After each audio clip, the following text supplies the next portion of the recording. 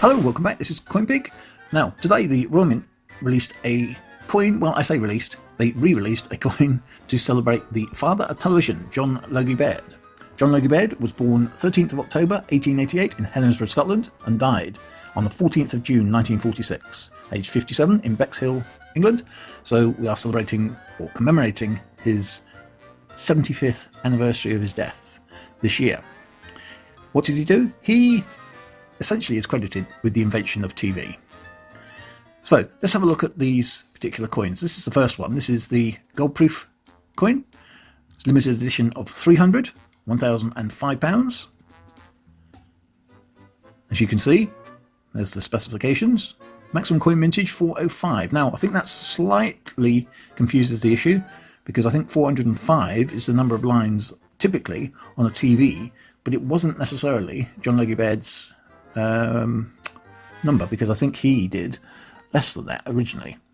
He did 30 lines initially with his system back in 1928, and improved that to 240 lines, I think, later. So that is slightly confusing. I'm not quite sure why they've chosen 405. I think that's why they've chosen it. Anyway, this is the coin. As you can see, has the radio mast, or the TV mast, I should say, symbolic TV mast, and a series of events in John Logie Baird's life. You can see he studied engineering and demonstrates analog television. 1928 was the first transmission. Very, very basic picture, as you can see here. Unfortunately, he died in 1946, aged just 57. So that's the coin. This is the gold proof limited edition. There's the JC portrait, as always, and there's the box.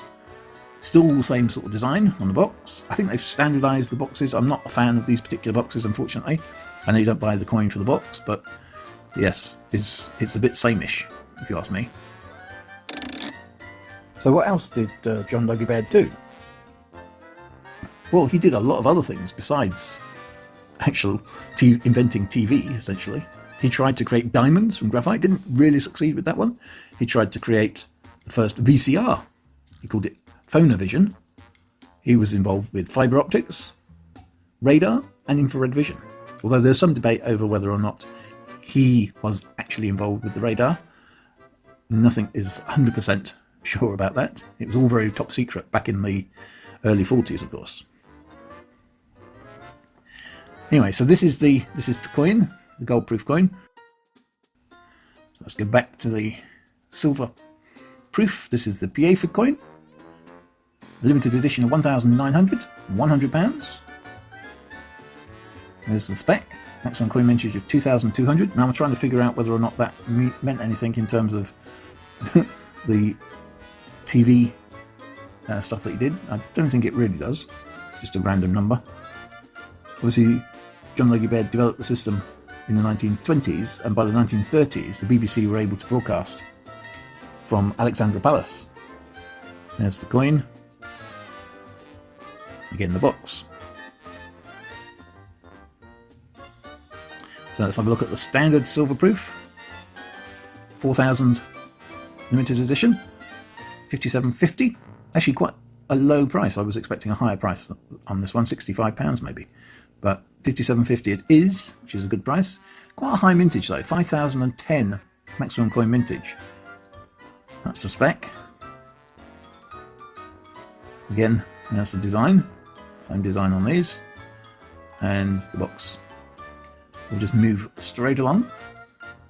This is the Brilliant Uncirculated, £10. Obviously no limit on this particular one. I do like the presentation on this one, but I don't think there's anything spectacular about it. That's the spec there. I wish this one was going into circulation, to be honest, because I think it would be one of those designs that would become iconic. It's a bit like the Isaac Newton coin in its design, but unfortunately there's no call for it at the moment, so that's what you get, unfortunately. So you can have a look at the makers. There's the first ever image. And there's the sort of technology that was involved at the time. There's Alexandria Palace, which I've already mentioned. BBC started broadcasting from there in 1936. And there's some other information there. If you want to go through it all, you're quite welcome to do so. And let's have a look at the timeline. This is the timeline of John Logie Baird's life. Bear in mind that at the age of 12, he was getting into all sorts, as they say. And then you can have a look at all that information. I should also say that he tried to develop a TV system using colour TV pictures. And they did trials involving a girl who was wearing different coloured hats. That girl was Nell Gordon. And if you're of my sort of age, you'll recognise the name because she turned out to be a major actress in the UK in a TV soap called Crossroads, and was in that show for many, many years. I also want to mention, update you if you like, on this slightly confused picture here with the Royal Albert Hall coin. Basically, last week I mentioned that there was due to be a silver-proof and gold-proof domed coin released.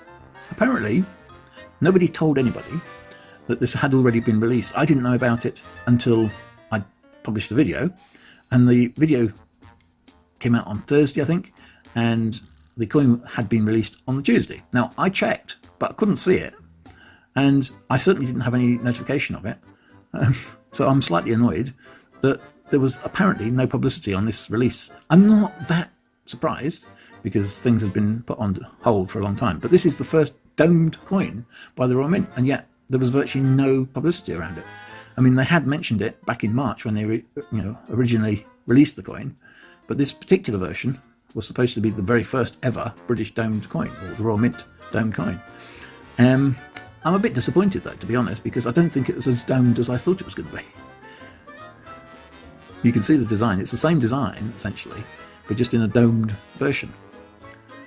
And yet they did a silver version as well. The situation with the silver one is actually it's quite high mintage. It's £3,500 in the limited edition, £125, and that is an issue as well, because the price of this particular coin is considerably high, considering we've just seen one that was £57.50 and it's got exactly the same amount of silver in it as that one. So it's way more than twice as much. And as I said, I don't think it's a particularly domed coin. I was expecting well, not a lot more, but a bit more domed design on it than it is. I mean, I can see it's not high relief coins. Some places around the world release on a regular basis these high relief coins. I don't know Royal Mint have released many, if any, high relief coins, certainly in recent years. So I'm a bit less than enthusiastic, shall we say, for this particular coin. And you can see it here. This is the domed coin, and you can see it next to the standard coin. And because of the angle that they've taken this, it looks like it's more domed, I think, than it is. There it is. I mean, it's a good coin, I think, but I do have the issue with it's a high price. It's a quite high limited edition. They only add another 10 to the maximum coin mintage, so I'm not sure what the benefit is of going to £3,500. Perhaps they were expecting it to be in more demand than it is, but if you don't tell anybody about it, then perhaps that's the reason. I'm slightly shocked, really, that they didn't have more publicity. Plus, they released it the day after that they released another coin, almost in secret, really, it seemed. It was well over a month since they'd released the original coin. So all the publicity had gone into that, and of course, the dome coin, I'm guessing, the dome coin wasn't actually ready to be released. But yeah, being it's so high minted and high priced, then I'm not surprised that it hasn't been quite as well received as they perhaps hoped originally. I think what I'm going to do is I'm going to leave it there. I'm hoping to do a video every day this week.